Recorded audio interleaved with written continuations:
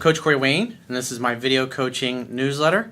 And the topic of today's newsletter is going to be self-talk and what it reveals. Well, I've got an email here from a woman, and she writes in about a guy that she basically met around March of last year, started dating him kind of casually, and this particular dude had been cheated on by a previous girlfriend of his, and I guess he says it left him depressed and sad for the better part of a year. And he's basically sworn off love, relationships, says he'll never get married, never have kids, left him jaded. And so in October, and so she didn't pressure him. And so in October of this past year, she was at a party and found out that he had been texting with another woman. She confronted him about it, and he friend-zoned her. And now she's like, what do I do? And so what's interesting about this email is that she shares some of the things that this particular guy says. And this is a skill that all of us need. The ability to read other people and to understand how they think. And what's interesting is when you know what to look for, and that's one of the things I tried to put in my book, was to teach men and women how to understand how men and women and people in general show up in life. And because your ability to read other people and determine their true nature, determine their true compatibility with you or suitability with you, is going to dramatically affect your ability to achieve the things that you want in life and to have the kind of quality relationships with other people that you want. And it's really powerful when you can watch a newscast or see something on TV and listen to either your favorite politician or your favorite pundit talk about themselves, talk about how they view the world, talk about how they view their problems, and you can really understand what is below the surface and how that person, and then you can match that up with their actions, especially like when you're dealing with politicians, because politicians all tend to say one thing, but when you look at their actions and see how they behave consistently over time, you can read through all the bullshit and tell what they're really like and what they're really going to do. And I'll give you an example. I watched part of the CNN town hall, if you will, that Obama gave on gun control. It was, I guess, about a week ago. And it was interesting to listen to his response to a couple of women. The first one I remember was Taya Kyle, and she's the wife of Chris Kyle. If you've seen the movie American Sniper that Clint Eastwood did, that was her husband, and obviously her husband had been killed by a guy who was a vet at a shooting range, and I assume that's one of the reasons why they invited her there. And the other woman was a woman who had been raped, and so they were asking President Obama about his opinions and views. And so what's interesting is that you listen to him talk, and he says, I respect the Second Amendment, I'm not trying to take your guns away, blah, blah, blah, blah, blah. But when you listen to kind of under the surface how he responds to things, and you look at somebody that was friends with him 20 years ago, Obama came out and said, I do not believe the American people or that people should be allowed to own guns. If you understand that, and then you look at his answer, you can see what his real goal, his real belief, his model of the world is that he just doesn't believe people should have guns. The woman who was raped said, why should I not be allowed to have a gun? What is the problem with it? If I had a gun, I'd been able to defend myself. And his response basically was to her, talking about the way he views things, is, well, there's also evidence that if you'd have had a gun, there's a really good chance that gun would actually get taken away from you and used against you. So he says something like that in the same sentence with, hey, I totally support your right to own a gun, but at the end of the day, the way he views it, his model of the world is people just shouldn't have guns. They're not responsible enough with them. And so therefore it's just better to ban all of them. But when you look at historical evidence of banning anything, you look at Prohibition from the early 1900s. That shit did not fucking work. How well has the war on drugs worked? Well, let's see. We got Mexico, which is on the verge of becoming a failed state across our border. And you look at a country like Portugal, which I think was about 10 years ago, they decriminalized all drugs. And they focused all of their law enforcement on keeping people safe, keeping drug addicts from overdosing, and people who are habitually using drugs, giving them counseling and therapy. Because what they've discovered is the root issue with drugs is people are trying to escape. And they don't feel connected to other people. They don't feel connected to or a part of society.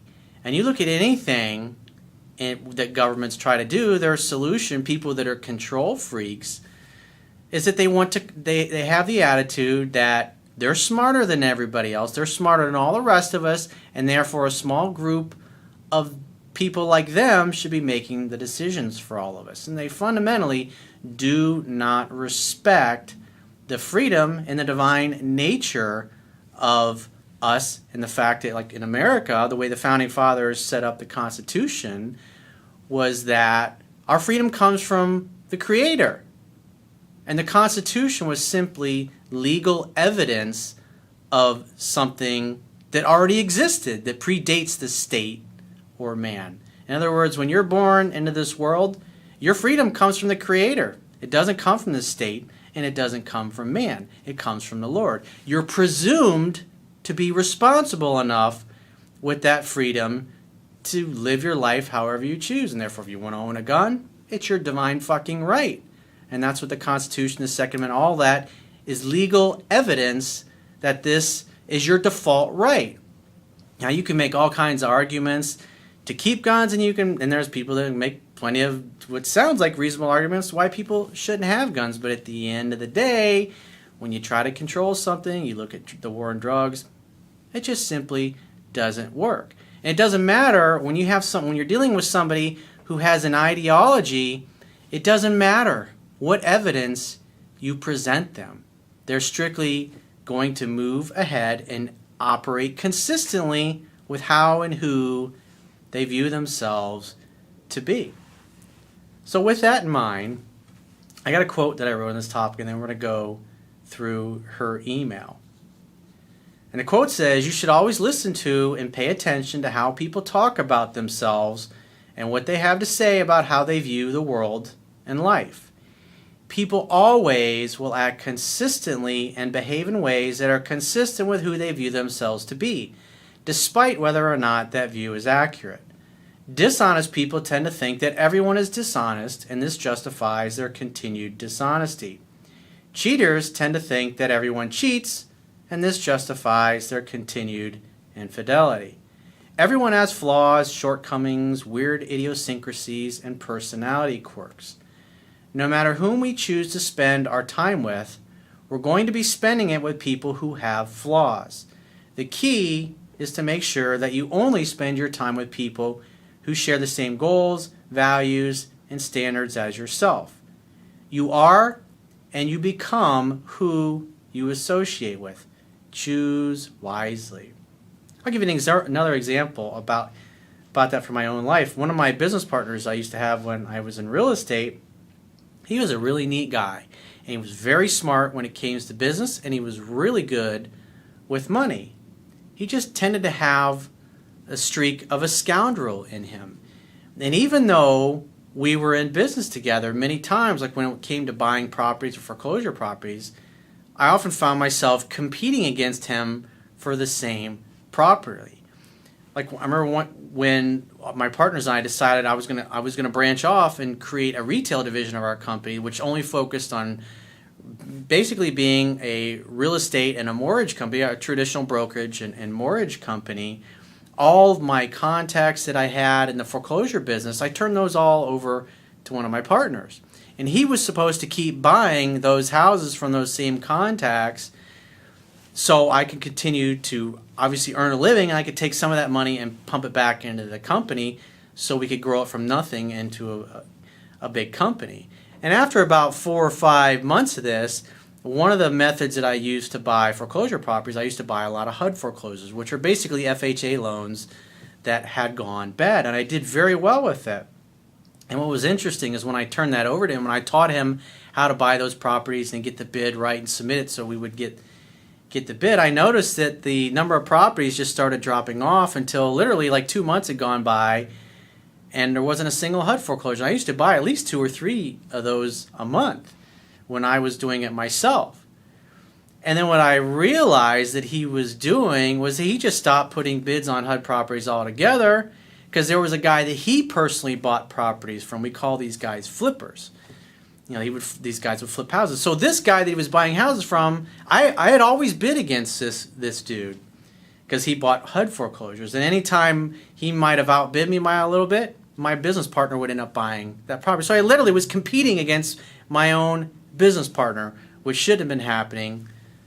But it was just one of the things that I had to put up with, because it's what I had agreed to ahead of time when we started our company. It was always a part of friction in our business. And so he had just stopped bidding on the HUD properties, and he let this other guy go out and bid on them because I was no longer competing against this other dude.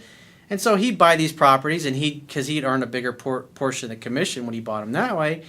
And so he wasn't holding up his end of the bargain.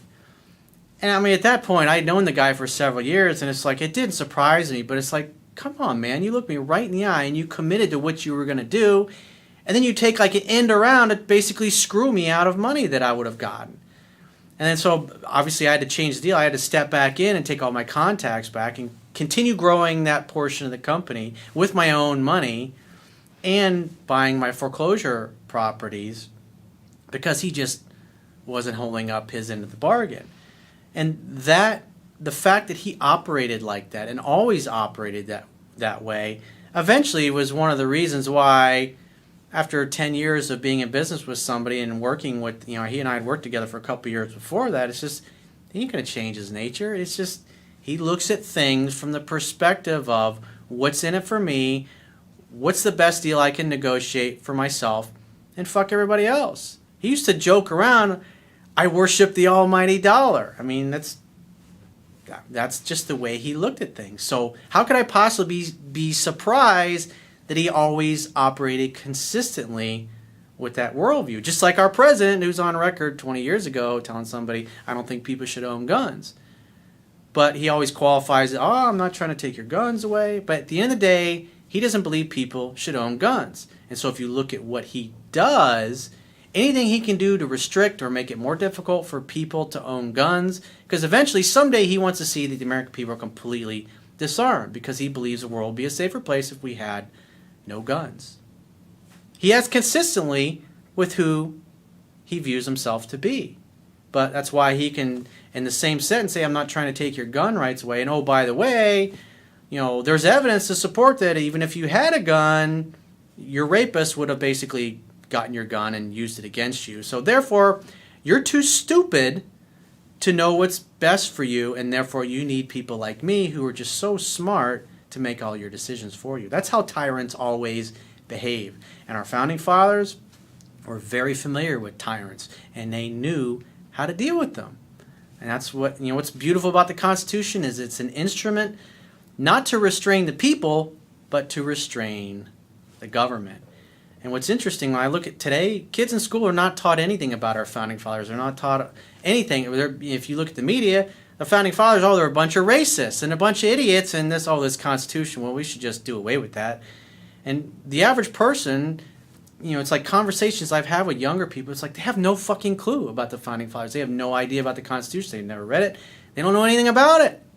And when you see the same propaganda and news in the media all the time, the founding fathers are a bunch of racists, and we should get rid of that that pesky Constitution. It's just sad. I mean, you think about what are the consequences of that 10, 20, 30, 40, 50, 100 years from now, when you have generations of kids that are brought up and they know nothing about the founding fathers, and they know nothing about the Constitution and the principles under which it was written. I have a problem with that, obviously. That's why I talk about those things. People go, why do you care about that shit, Corey? Why is that a big deal? Why do you talk about politics and those things? Why do you interject that shit in there? Whenever I talk about politics or religion, that's one of the few things that people bust my balls about. And if you look at the back of my book here, there's a quote on the back of it. And it's also on my website. And the quote says, which is kind of hard to find, it's a little blurry, it says, enlighten the people generally, and tyranny and oppressions of body and mind will vanish like evil spirits at the dawn of day. So when people ask those questions, why do you talk about this stuff, Corey? Because it's all part of what I do. And it's all part of my mission and my purpose in life, and teaching people things that I know about, because it's important. It's important to you and I and everybody else on this globe that's hurtling through the galaxy at thousands of miles an hour. This is our divine nature. This is our divine right. You may have seen me talk about in comments and in other videos, this is your birthright to know this stuff. And there's a lot of people in this world that are control freaks, and they look at the world and they're incompetent, they're stupid, they're not educated, they haven't studied history, and they're in positions of power, and they're doing everything they can to concentrate ever increasing amounts of power and control in the halls of power into a ever shrinking group of intellectual elite, as Rockefeller likes to refer to himself. Guys like that, they got more money than they know what to do with, and they think all the world's problems will be solved if we just let a bunch of people like them, the intellectual elite, as he so often refers to himself and his cronies, make all the decisions for the rest of us, because again, we're too fucking stupid to know what's good for us, and therefore we should have people like them making all the decisions. And when I read things and I see things in the media, and it's like, it fucking pisses me off. And it should piss you off too. And what's interesting is, like, when I sit around with people who are younger, people who are 18, 19, 20, and we start talking about the Founding Fathers, and I start talking about the Constitution, where it came from, and the premise, they go, oh wow, that makes a lot of sense. Like, if you look at the Constitution, the whole purpose, and I call the whole government is constructed, there's one premise there, and that is protecting your freedom as an individual, because democracy is mob rules. In other words, whatever the majority wants, that's what a democracy is. But we're a constitutional republic. Therefore, even if 90% of the people want something to be a certain way, if it infringes on your free will and your property rights, you can't fucking do it. And if you look at the federal government is instituted to take care of foreign affairs. And the way the Constitution is set up, anything that's not specifically given to the federal government is reserved for the states. And there's a reason why there's 50 states. What we really are is 50 countries that are part of the United States of America. And the reason being is each state has its own constitution, has its own governor. The governor of each state is in essence the president of that state. And each state has a Congress and a Senate. Isn't that interesting? Why? And if you look at all the city, state, and local governments, it goes back to protecting the freedom of the individual. Why? Because each individual that's born in this world is a divine being whose freedom came from the Creator. And therefore, when you understand that, if you read the writings of the Founding Fathers and their intent and the principles upon which they formed our union, it makes a lot of sense to why they did things. Because so many people, there's just way too many fucking tyrants in this world and busybodies to just think if people like them control everything, the world will be a better place. And the more control you concentrate in a smaller group of people's hands, the more things get fucked up in the world. And if you study history, you go back thousands of years, you can see it. It's plain as fucking day. But most people, they're more concerned about playing video games and where their next meal has come from to take the time to learn this stuff. It's like when I'm not working, all I do is read and learn and watch videos, study history. That's what I do in my free time. That's what I really have a passion for.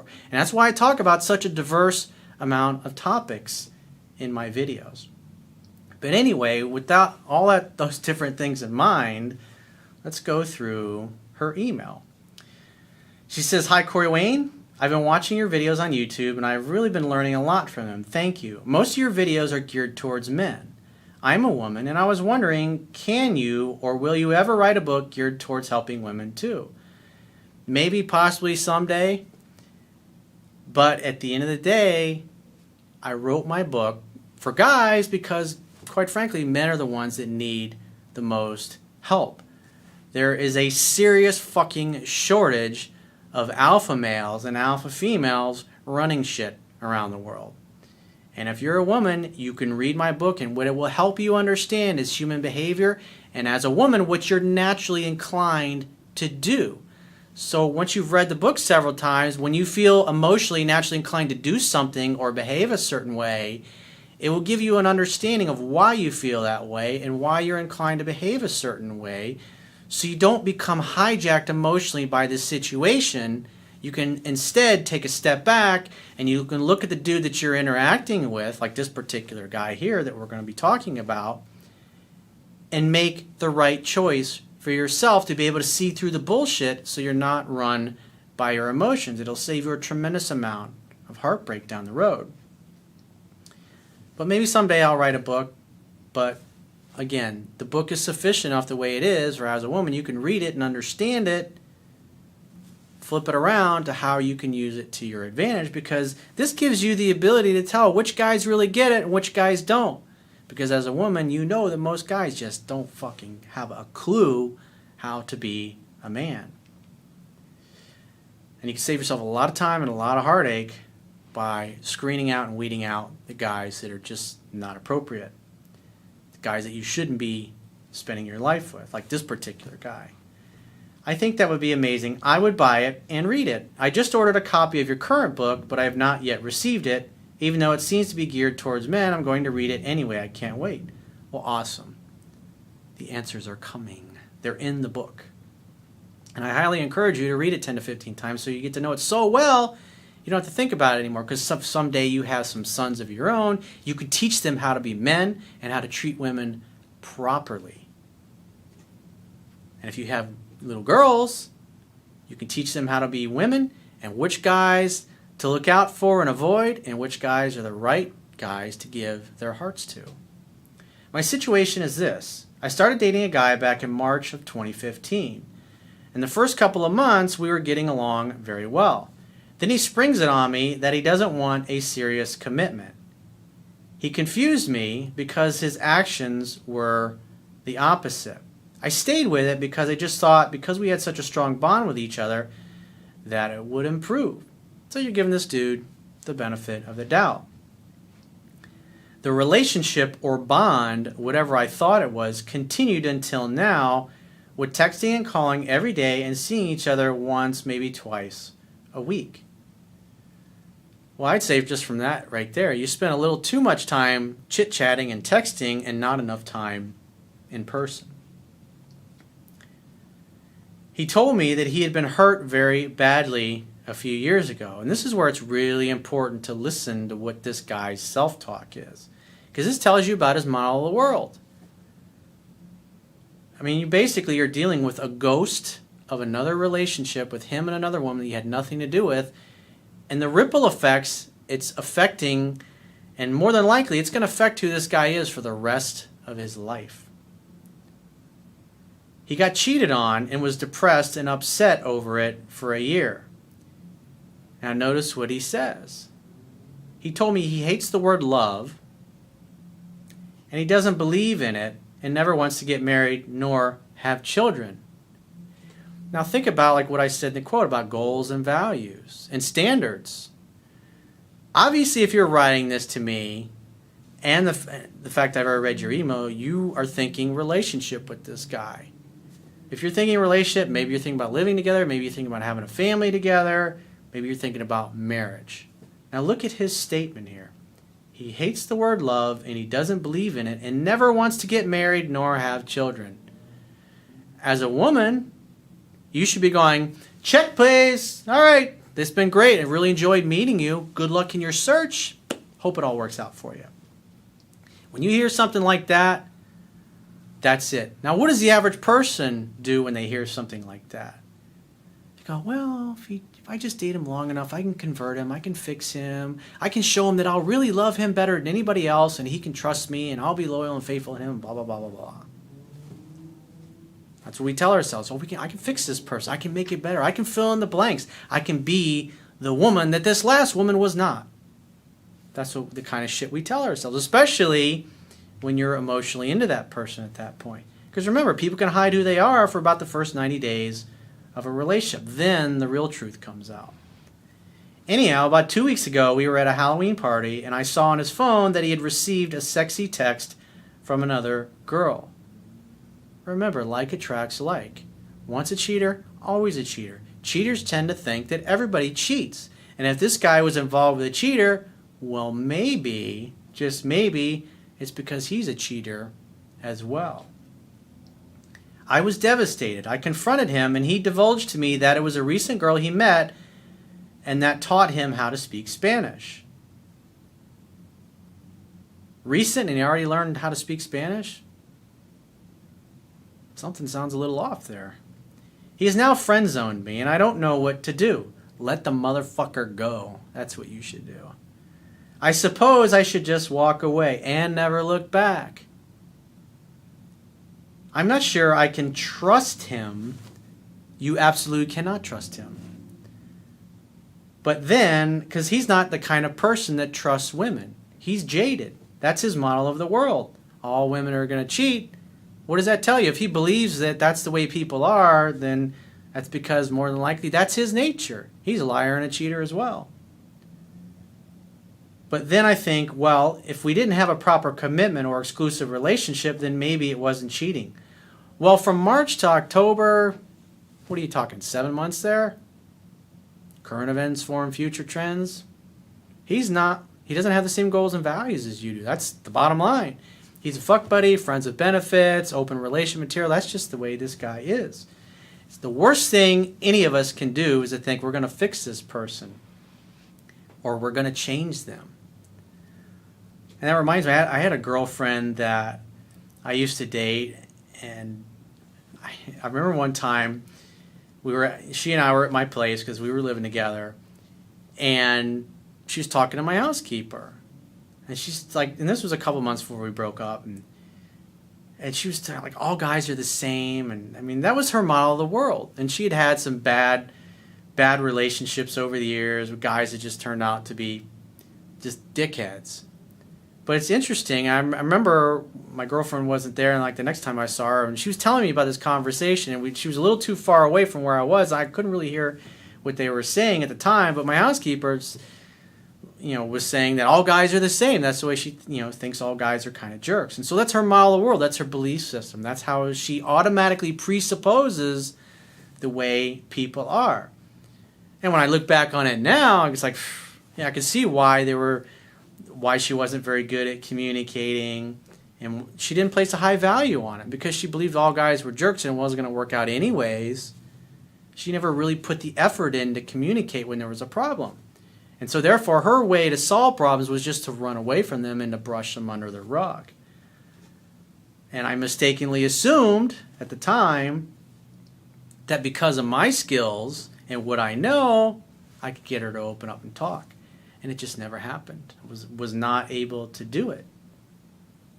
And it's just, you can ignore reality, but you can't ignore the consequences of ignoring reality. And we all do this. I mean, everybody you're going to meet and potentially date or have a friendship, everybody's fucked up in some way. It's just you have to make sure that you have the same goals, same values, same standards as the other person. It's the only way it's going to work long term. But when you care about somebody, when you love somebody, and like this particular woman, it's like she's absolutely one of the most beautiful women I've ever seen in my life.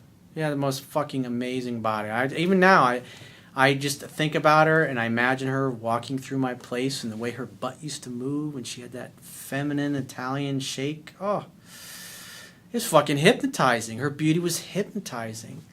And there were so many things that we had in common. There were so many great things about her as a person that I loved. Absolutely fucking loved.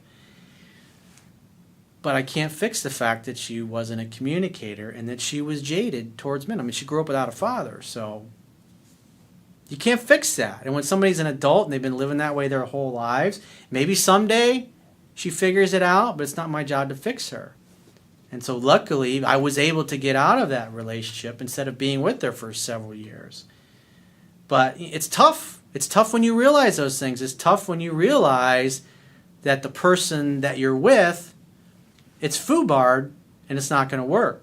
Key is that once you realize it's foobarred and it's not going to work, then you can get the hell out of it.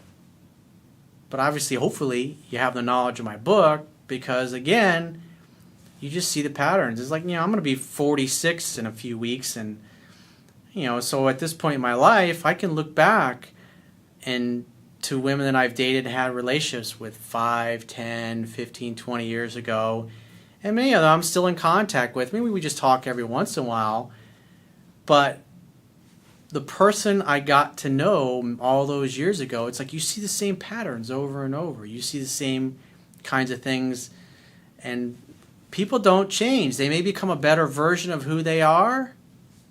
It's like one of my girlfriends that I used to have, I think she's fucking amazing. One of the most sexiest, beautiful women in the world. But she had a problem with telling white lies.